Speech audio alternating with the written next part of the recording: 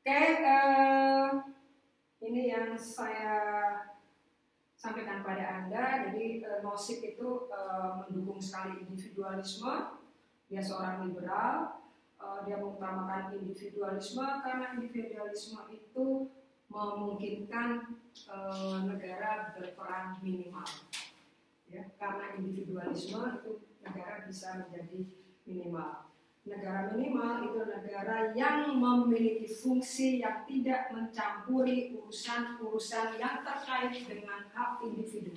Poinnya, negara minimal itu negara yang tidak mencampuri, yang tidak mengganggu hak-hak individu. Nah, kalau kita refleksikan ke kasus yang ada di negara kita itu lebih relevan pakai perspektifnya Nozick, ya, ataukah pakai perspektifnya Rawls? Gimana? Ya, siapa yang bisa menjawab? Adakah yang bisa menjawab? Kita lebih relevan pakai perspektif Nozick atau perspektifnya John Rawls? Ada yang bisa jawab? Coba Mbak Sandri, panggil 1-2 orang. Silakan. Ada yang mau merespon?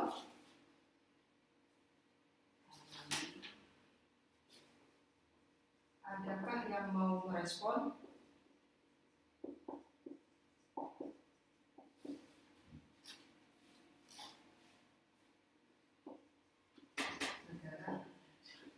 Ada yang merespon.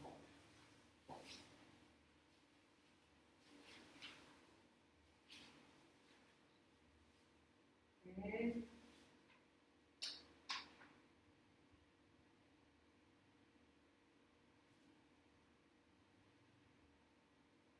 Ada yang mau merespon? Nggak ada. Oke, lanjut ya. Kita cepet-cepet aja.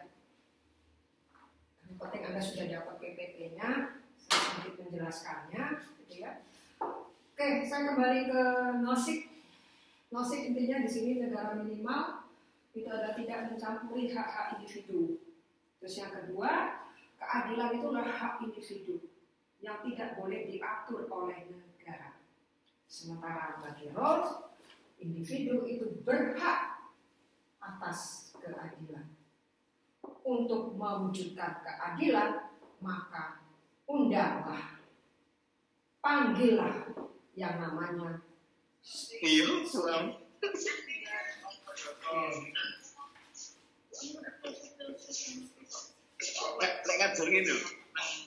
Halo, ya.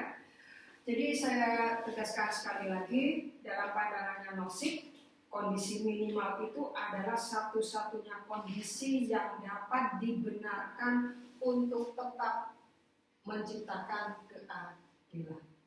Dengan kata lain, keadilan yang dibangun oleh Nozick adalah keadilan yang berbasis pada properti individu.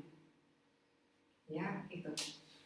Karena keadilan adalah individu, hak individu, maka keadilan itu adalah terkait dengan perlindungan properti dari individu-individu itu. Di sini juga si Nozick menjelaskan tentang bagaimana sih beroperasinya negara minimal. Nah, Nozick sini bilang bahwa negara minimal itu artinya dia memonopoli kekuatan yang sesuai di wilayah tertentu, ya. Jadi dia nggak ngatur semuanya, tapi dia benar-benar hanya ada di wilayah tertentu. Intinya negara tetap tidak boleh mengurusi soal keadilan. Negara tidak boleh mengurusi hak miliknya orang lain. Dia harus menjaga kepemilikan orang lain itu dari upaya perebutan atau pengalihan hak yang dilakukan oleh individu-individu. Jadi negara ini harus menjaga dari tindakan ulah perampok misalnya, ulah pencuri, ulah begal. Jadi negara tugasnya cuma begini nih. Artinya apa? Negara minimal di sini adalah negara yang tugasnya terkait dengan apa? Keamanan. Ya. Terkait dengan keamanan. Fungsinya keamanan. Melindungi propertinya orang-orang yang memiliki properti atau melindungi properti yang dimiliki orang-orang kaya. Dari apa? Dari aksi begal, perampokan, pencurian, dan lain-lain. Jadi negara minimalnya di situ. Tapi kalau menurut lo, negara harus optimal. Oke, selanjutnya ini saya terkait dengan asosiasi pelindung, ya. Asosiasi pelindung yang ada dalam setiap wilayah geografis ini bisa dibilang sebagai asosiasi pelindung yang dominan. Asosiasi pelindung dominan itu yang tadi saya identikan seperti kumpulan preman gitu ya. Preman atau kumpulan apa sih? Orang-orang yang menjaga hartanya orang kaya itu namanya apa? Selain bodyguard gitu ya. Iya, ini sudah melembaga. Ya kayak gangster, kayak gitu ya. Ya. Jadi kehadiran mereka ini untuk melindungi hartanya, propertinya orang-orang kaya.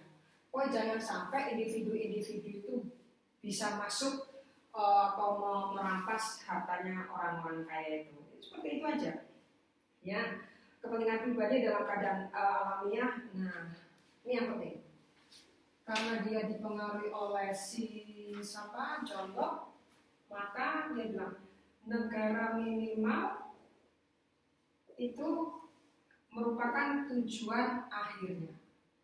Kalau si John Locke, keadilan distributif adalah tujuan akhirnya. Kalau Robert Nozick, tujuan akhirnya dari keadilan adalah mewujudkan negara dengan peran yang sangat minimal.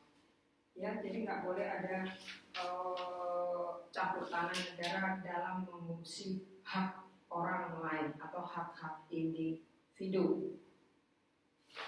Oke, ada yang mau bertanya?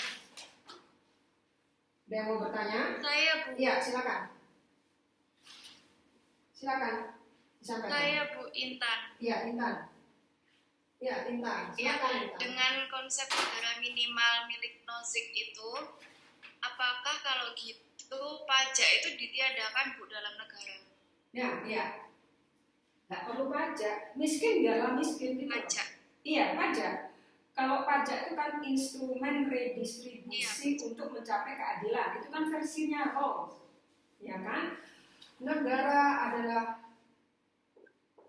negara atau institusi-institusi sosial, institusi-institusi politik itu yang harus mengurusi keadilan. Gimana caranya negara itu bisa menciptakan keadilan? Bisa pakai state, bisa pakai institusi-institusi sosial. Itu rules. Ya, rules banget. Ya, itu pajak. Bentuknya apa? Pajak, gitu ya. Ya, pajak. Anda makan kena pajak, Anda nginep di hotel kena pajak, Anda beli motor kena pajak, Anda beli HP kena pajak, Anda beli mie goreng di Indomaret kena pajak, semua pajak. Itu loh. Lalu bagaimana dengan Nozick? Nozick di sini jangan pakai pajak. Kalau kita memungut pajak berarti kita merampas hak individu. Kita berarti melanggar kebebasan individu dalam mengkoleksi properti. Tuh. Kalau kita, ingat ya, ini pertanyaan Intan. Kalau Anda mau menjelaskan kasus yang ada di Indonesia, misalnya, kalau negara benar-benar cinta sekali untuk mewujudkan keadilan, maka negara itu harus membuat undang-undang yang membatasi konsumsi warga negara yang paling banyak uang. Kalau kita mau keadilan sosial, ya bukan komunisnya ya, atau bukan sosialisnya, gini. Harus ada peraturan bahwa orang kaya tidak boleh beli jam yang harganya 5 miliar. Negara tidak boleh negara harus membuat regulasi yang hanya membatasi kepemilikan orang-orang. Misalnya orang yang punya mobil 10 mobil harus didenda. Setiap keluarga hanya boleh memiliki 1 mobil.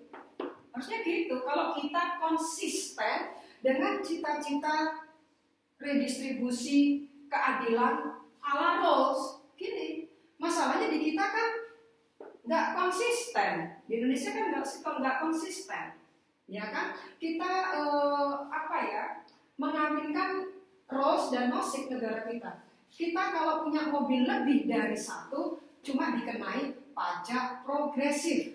Kita punya rumah juga dikenai rumah juga kena pajak yang tinggi ya, PBB.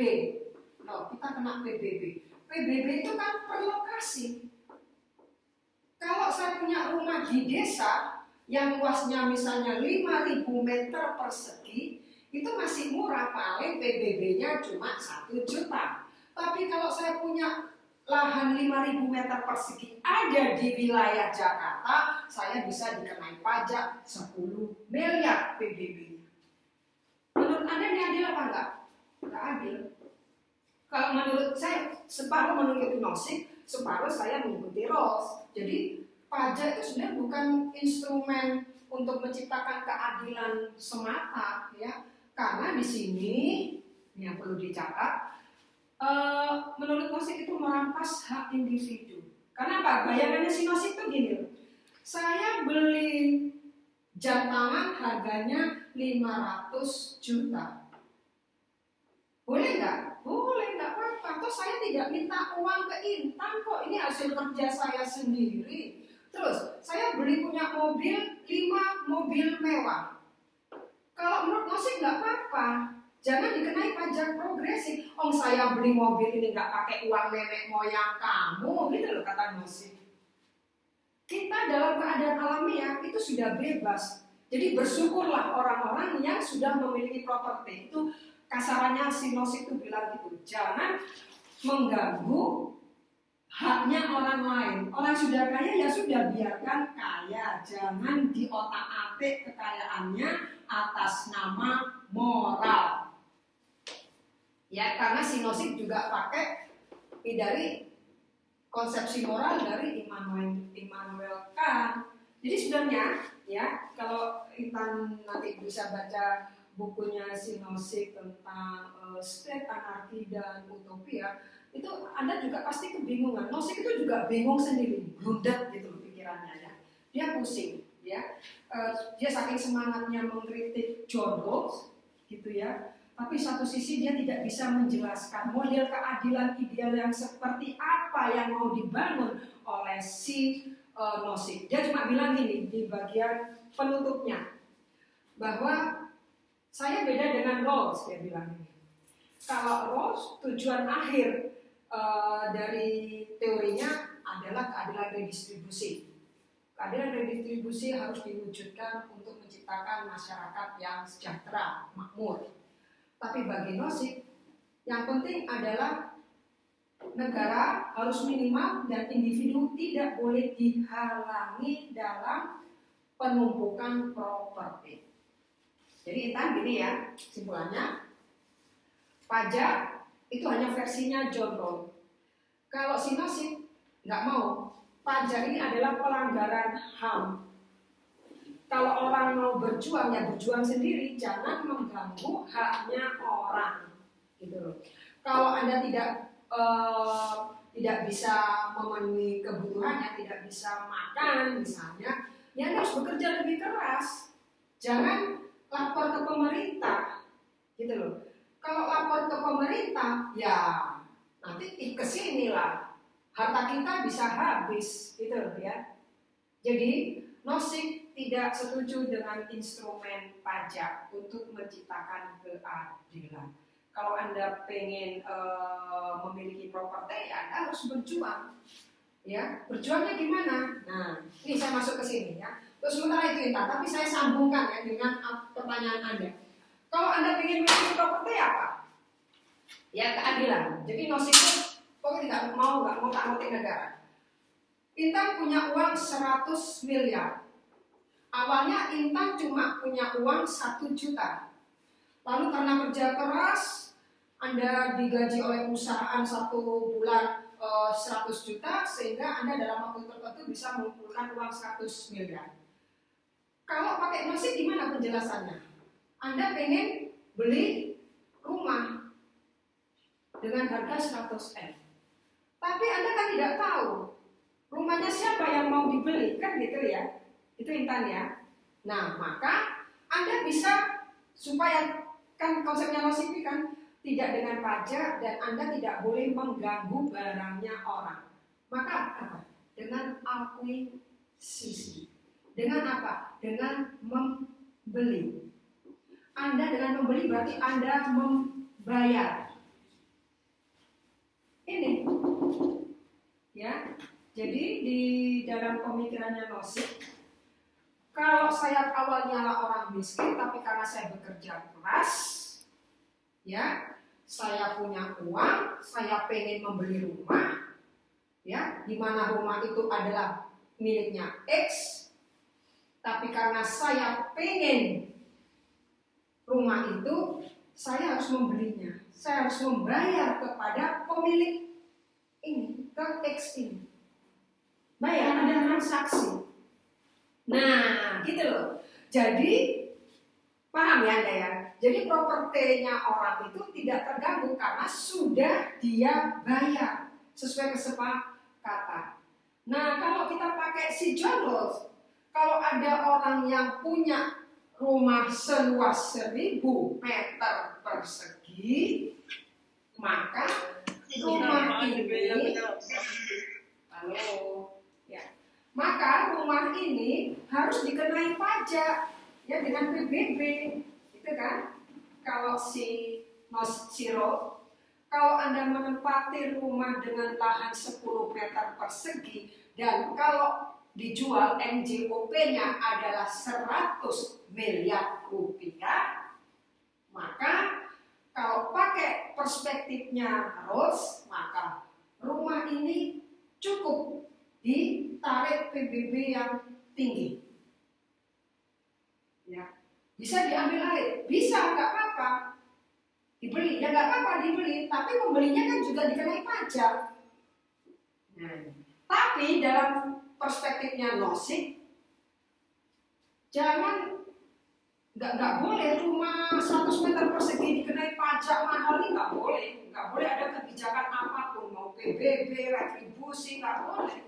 Ini rumah-rumah saya bangun. Nah, seseorang bisa memiliki rumah ini, caranya bukan merampas, caranya bukan merampok, caranya juga bukan lapor ke negara, tapi caranya dia membeli, dia membayar. Sehingga rumah tadi yang punyanya X bisa menjadi rumah punyanya Y. Gitu.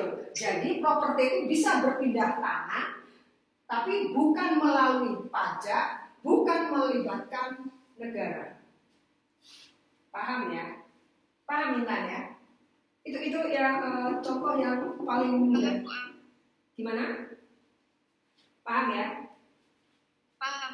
Iya, gitu contohnya. Jadi kalau nanti Anda pengen punya rumah, ya kalau di Indonesia semua rumah mewah, semakin mewah rumah PBB-nya semakin tinggi. Apalagi berdasar lokasi. Kalau Anda punya mobil banyak juga kena pajak progresif.